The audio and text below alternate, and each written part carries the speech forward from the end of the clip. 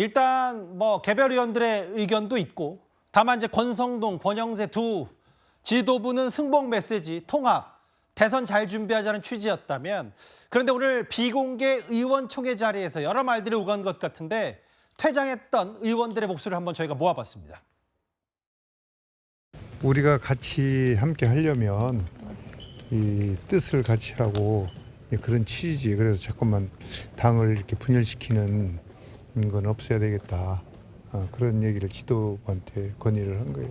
탄핵에 찬성했던 의원님들 뭐 공론화를 하자 이런 얘기도 나왔죠. 번에 탄핵을 했을 때 탄핵한 분들을 같이 통틀어서 얘기한 건 아니고 생각, 뜻, 이념이 같이 아는 분들은 같이 할 수 없지 않냐. 그래서 우리가 큰 선거, 대선 같은 경우에 이길 수 있겠냐 이렇게 이제 얘기를 한 거예요. 후보를 내지 말자는 이야기가 나왔다고 하는데 그건 한 사람 개인 생각이 후보를 아주 내자는 건 아니었고 그냥 생각이 국민 후보 같이 통틀어서 국민 후보를 내자는 그런 이야기지 뭐 후보를 안 낸다 이 얘기가 아니라. 탄핵 찬성한 의원들 조치 취해야 된다고 하는 그런 얘기 나 들은 게 없어요. 더 걸릴 것 같으세요?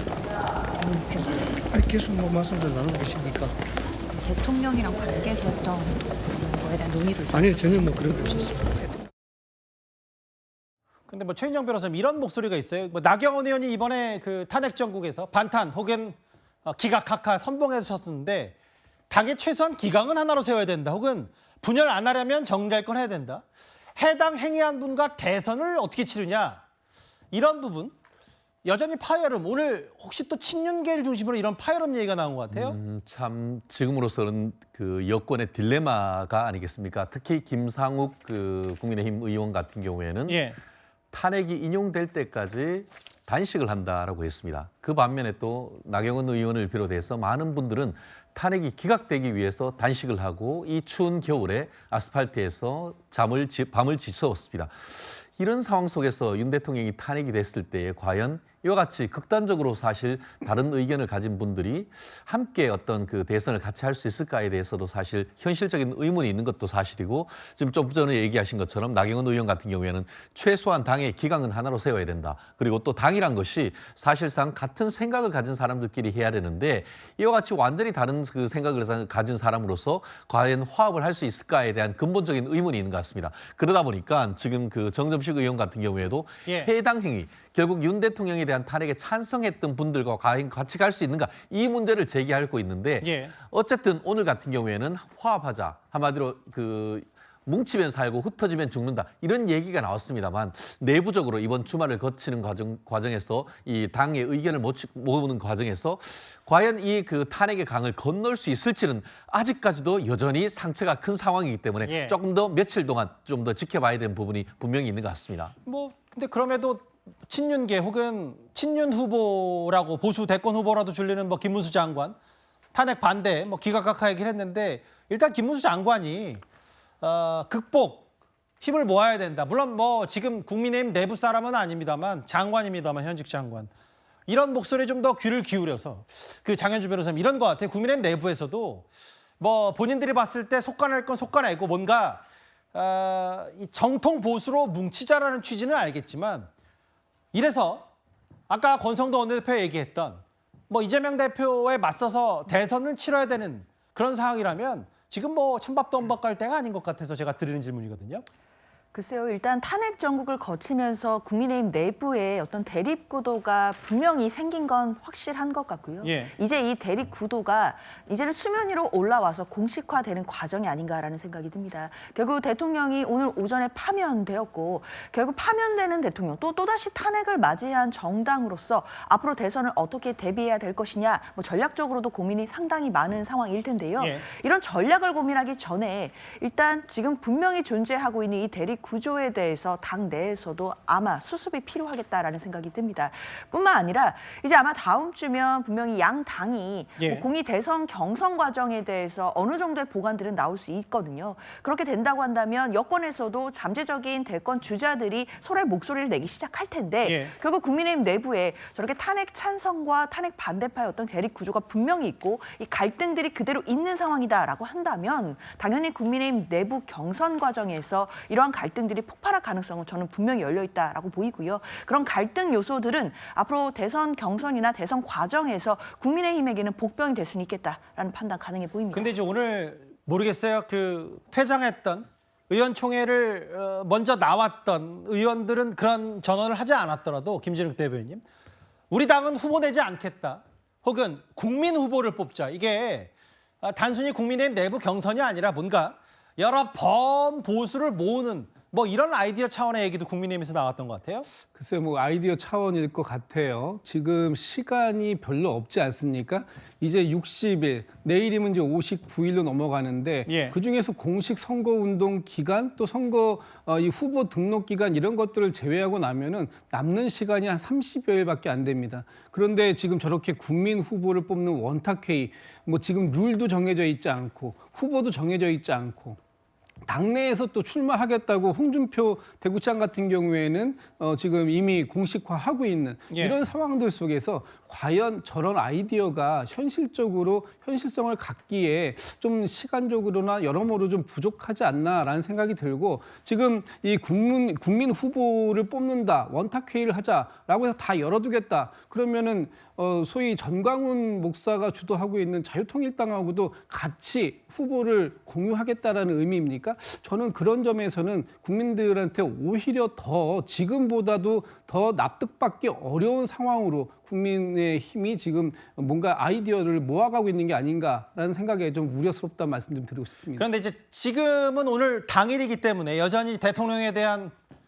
뭐 애증뿐만 아니라 우리가 지키지 못했다는 여러 반성, 친윤계 중심으로 목소리가 많은데, 만약에 대통령이 대통령 지위를 박탈당했기 때문에 앞으로 여러 사법 리스크들이 또 윤 전 대통령이 있을 수도 있거든요. 그러면 어떻게 되는 거냐?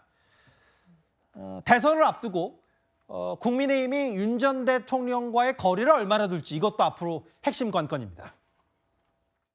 분명하게 여러 차례 말씀을 드렸는데, 형식적으로 뭐 출당을 하고 출당을 시키고 이런다고 이게 단절이 되나요? 과거에 우리 박근혜 전 대통령이 탄핵이 됐을 때 그때 출당을 시켰습니다. 근데 그 출당이 된다고 박근혜 대통령하고 우리가 단절이 되나요? 인위적으로 거리 두기 하는 데는 저는 동의하지 않는다 이거죠. 그렇다고 그래가지고 거리가 두어지는 것도 아니고. 권영세 비대위원장은 인위적으로 대통령과 거리 두는 건 뭐 동의하지 않는다고 했는데, 과거 사례를 한번 보겠습니다.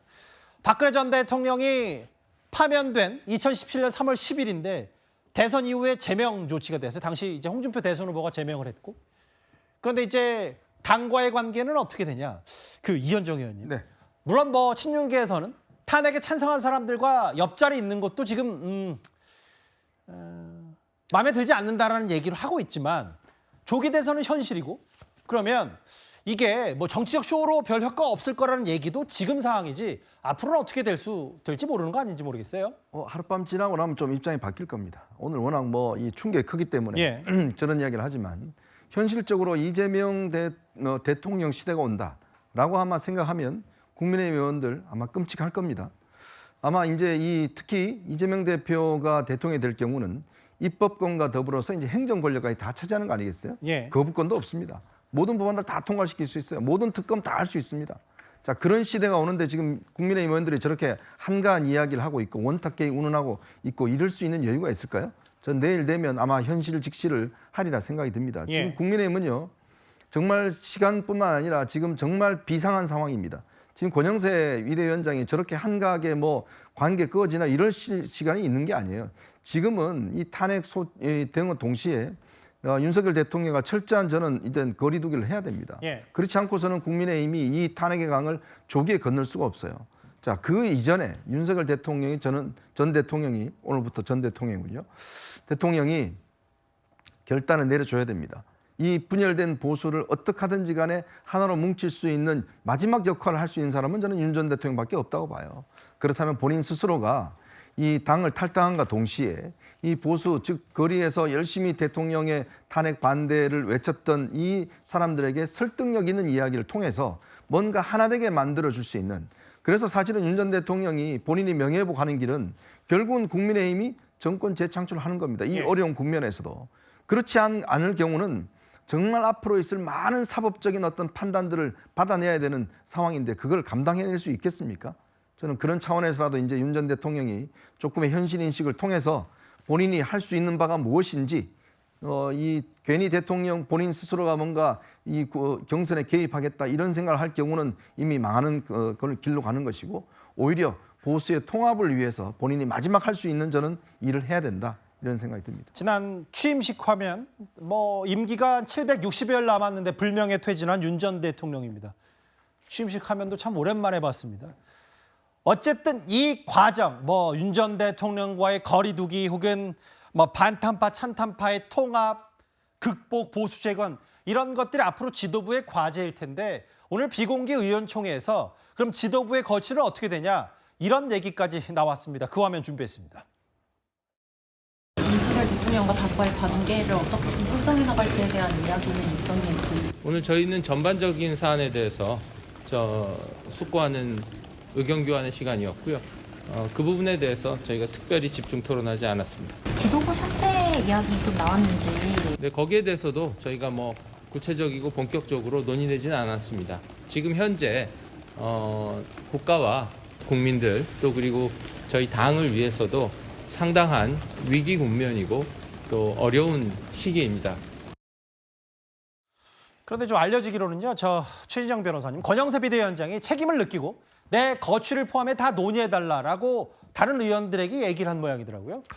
비대위에 또 다른 또 비대위와 갈 것인가 아니면 현재의 비대위로 계속 갈 것인가 아마 오늘은 따로 논의가 되지 않았지만 얘기하지 않을 수 없는 상황인 것 같습니다. 예. 과연 근데 지금 현재의 권영세 그 비대위원장을 넘어설 수 있는 비상대책위원장을 할 수가 있을까에 대해서는 당내에서도 상당히 신중한 목소리가 있는 것 같습니다. 아시다시피 지금 권영세 그 비대위원장 같은 경우에는 이미 지난 그 대선 과정에서도 대선 캠프에서 굉장히 중요한 역할을 했고 다른 어떤 사람들보다도 이 비상 국면에서 나름대로의 어떤 전문성을 가진 이런 부분이기 때문에 과연 이번 대선 과정에서 새로운 비대위로 한 다음에 이 어떤 그 대선을 치를 것인지 아니면은 권영세 비대위원장으로 갈 것인지에 대해서는 상당히 내부적으로 어떤 진통이 예상되는 것 같은데요. 그 반면에 민주당은 뭐 이미 사실상 이재명의 민주당이고 뭐 내부의 당 경선을 거친다 하더라도 이재명 대표가 당 대표가 대선 후보가 될 것은 거의 자명한 이런 상황 속에서 어떻게 보면 시간이 없는 그런 부분이기 때문에 저의 개인적인 생각으로는 아마 현재의 비대위원장 책임을 묻기보다는 어떻게 보면 그 투트랙으로 나왔는 그런 부분에 있어서 사실상 당대표로서의 역할을 계속할 가능성이 현재로서는 조금 높게 점치는 부분이 있는 것 같습니다. 일단 아직 한 대여섯 시간밖에 지나지 않았고 대통령 파면에 대한 충격과 참담이 지금 여당 지위가 뺏긴 국민의힘으로서는 어마어마할 텐데요. 다만 이거를 어쨌든 조기 대선 현실이 됐으니 어떻게 이재명 대표 민주당과 맞서서 보수 재건을 할지 이런 부분 국민의힘의 내부 분위기를 오늘 하나하나 살펴봤습니다.